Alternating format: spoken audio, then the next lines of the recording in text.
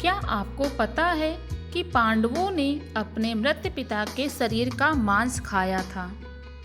अगर नहीं तो चलिए आपको इस वीडियो के माध्यम से बताते हैं। महाभारत हिंदुओं का प्रमुख ग्रंथ है जिसमें कौरवों और पांडवों के बारे में बताया गया है। इस विशाल ग्रंथ में राजनीति, कूटनीति का सटीक वर्णन है। महाभारत में वैसे तो हजारों प्रसंग हैं, पर हम आज आपको एक ऐसा प्रसंग बताने जा रहे हैं जिसे बहुत ही कम लोग जानते हैं। पांचों पांडवों ने अपने मृत पिता पांडु का मांस खाया था। उन्होंने ऐसा क्यों किया, यह जानने के लिए पहले हमें पांडवों के जन्म के बारे में जानना पड़ेगा। पांडु के 5 पुत्र युधिष्ठिर, भीम, अर्जुन, नकुल और सहदेव थे। इनमें से युधिष्ठिर, भीम और अर्जुन की माता कुंती तथा नकुल और सहदेव की माता माद्री थी। पांडु इन 5 पुत्रों के पिता तो थे, पर इनका जन्म पांडु के वीर तथा संभोग से नहीं हुआ था, क्योंकि पांडु को श्राप था कि जैसे ही वो संभोग करेगा उसकी मृत्यु हो जाएगी।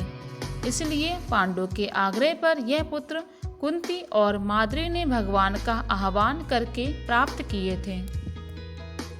जब पांडु की मृत्यु हुई तो उसके मृत शरीर का मांस 5 भाइयों ने मिलकर खाया था। उन्होंने ऐसा इसलिए किया क्योंकि स्वयं पांडु की ऐसी इच्छा थी।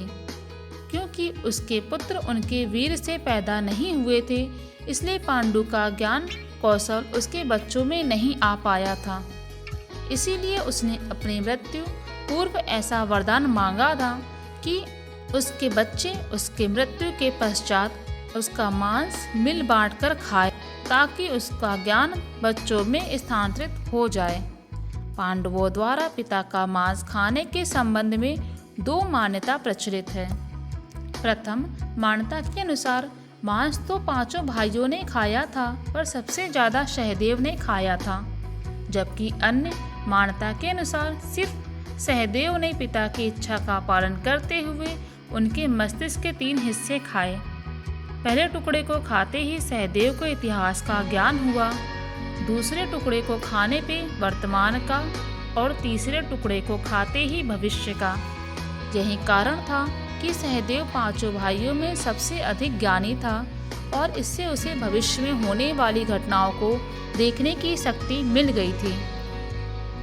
शास्त्रों के अनुसार श्री कृष्ण के अलावा वो एकमात्र शख्स सहदेव ही था जिसे भविष्य में होने वाले महाभारत के युद्ध के बारे में संपूर्ण बातें पता थी। श्री कृष्ण को डर था कि कहीं सहदेव कैसा बातें औरों को न बता दे, इसीलिए श्री कृष्ण ने सहदेव को श्राप दिया था कि यदि उसने ऐसा किया तो उसकी मृत्यु हो जाएगी। आपको यह जानकारी कैसी लगी? अगर वीडियो पसंद आए तो प्लीज़ चैनल को लाइक एंड सब्सक्राइब जरूर कर दें।